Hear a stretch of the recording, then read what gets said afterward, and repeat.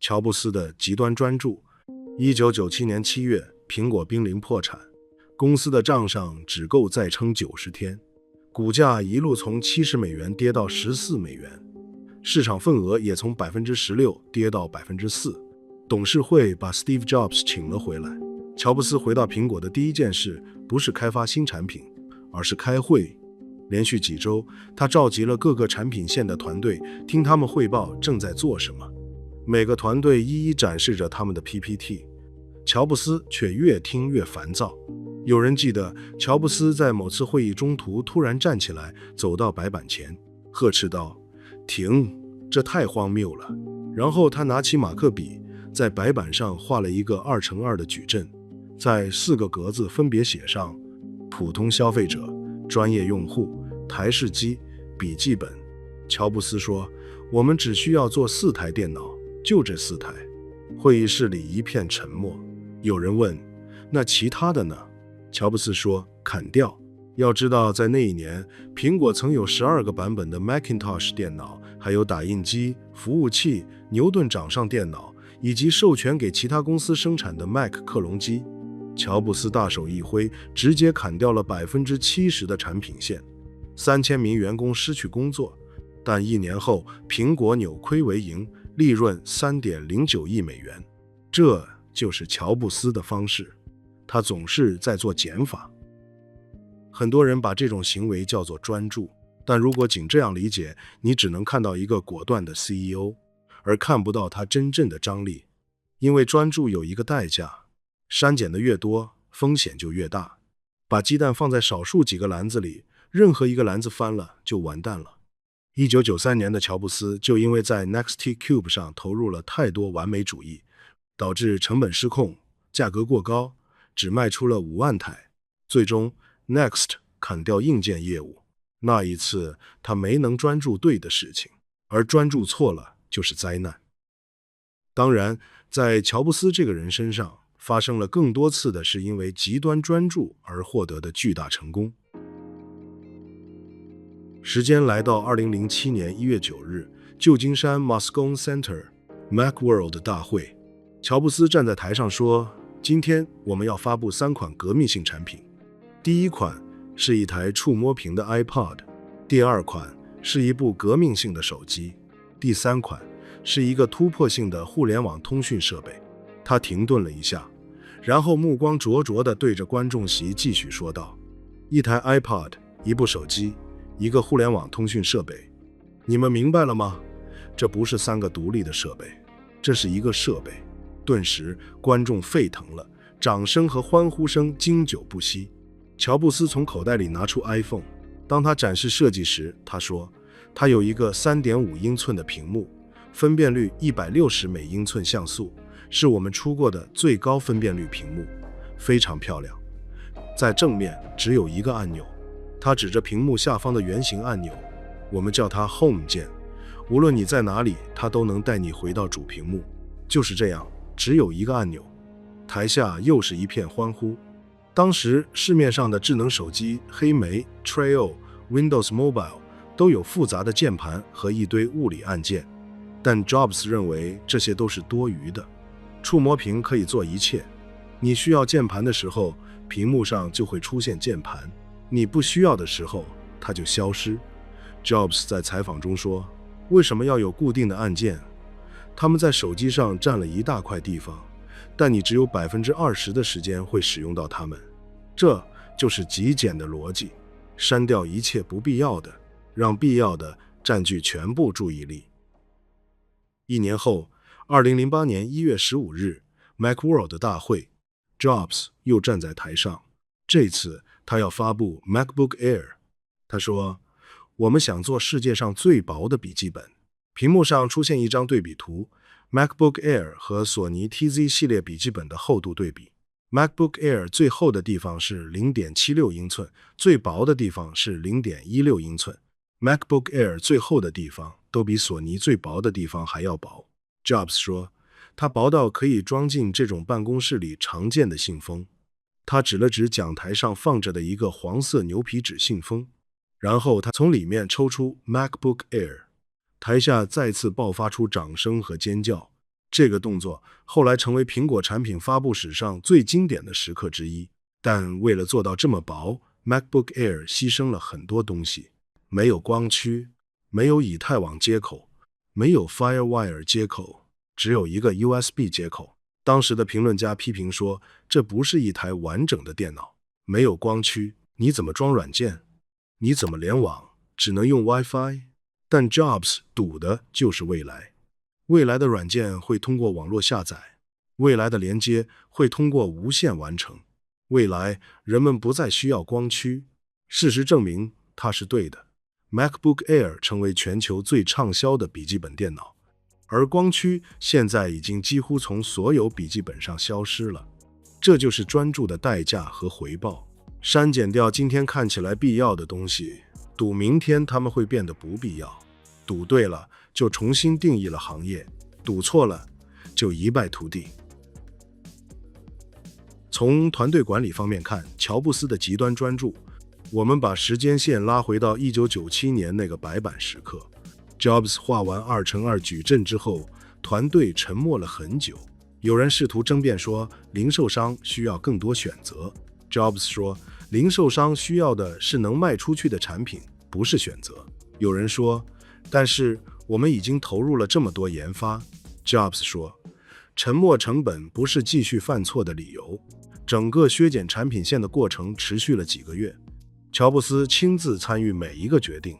牛顿掌上电脑砍掉，这是前 CEO John Sculley 推动的项目，乔布斯从来不认可它。Mac 克隆机项目终止，乔布斯不想让别的公司生产 Mac 西式品牌。打印机砍掉，苹果不是打印机公司。服务器砍掉，市场太小，分散精力。多个版本的 Macintosh 整合成4个产品。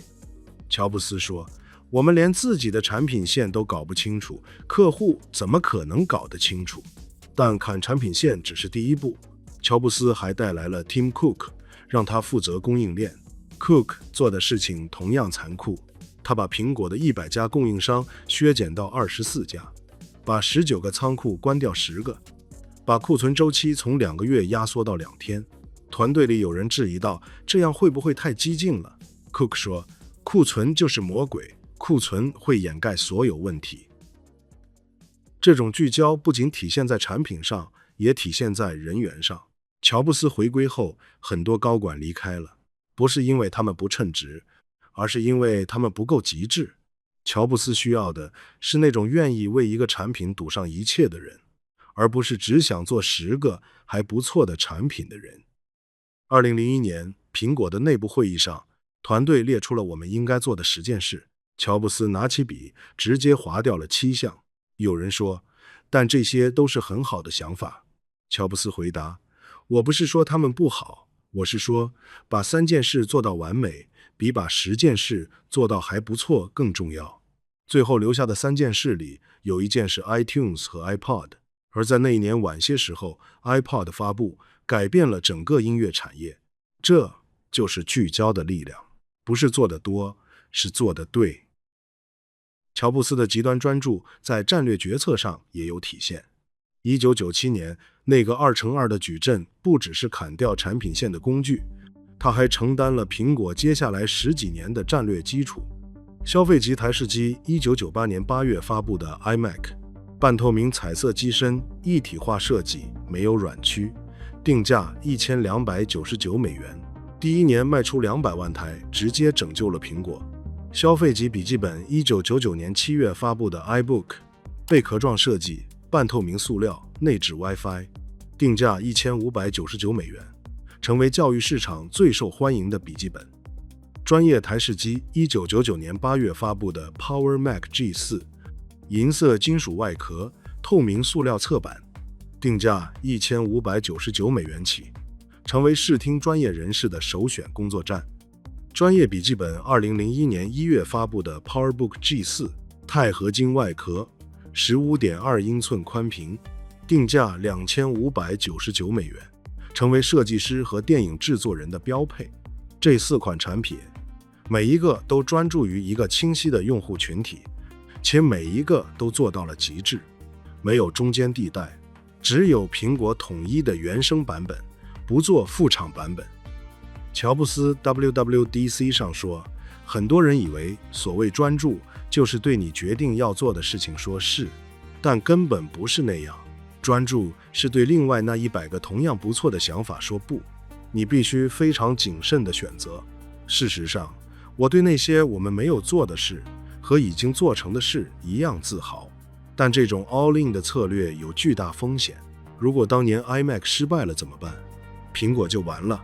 当时苹果账上只有不到10亿美元现金，而且每个季度都要亏损几千万，赌错一次就没有第2次机会。2001年 iPod 发布，又是一次 all in。 苹果要进入音乐播放器市场，一个竞争激烈、利润微薄的市场。有人问乔布斯，我们是电脑公司，为什么要做音乐播放器？乔布斯回答，因为人们喜欢音乐，我们要做人们喜欢的东西。2007年 iPhone 发布，再次 all in。 苹果要进入手机市场，对抗诺基亚、摩托罗拉、黑莓这些巨头。当时的手机市场利润已经被压得很低，竞争极其残酷。有人问乔布斯，我们真的要做手机吗？这个市场已经是红海了。乔布斯说，我们是要重新定义手机。每一次乔布斯都把公司的未来压在一个产品上，没有 Plan B， 就是 all in。 这就是极端专注的终极形态，不用多个产品去分散风险，而是把所有资源堆在一个产品上，让它必须成功。专注当然也会出错。1988年10月12日，旧金山，乔布斯站在台上发布 Next Computer， 一个黑色的长宽高都是12英寸的完美的立方体，镁合金外壳，内外都喷成哑光黑。乔布斯花了几个月时间纠结这个立方体的角度。普通的压铸模具做出来的外壳角度会稍微大于90度，这样更容易脱模，成本更低。但乔布斯不接受，他说稍微大于90度会破坏立方体的纯粹性和完美性。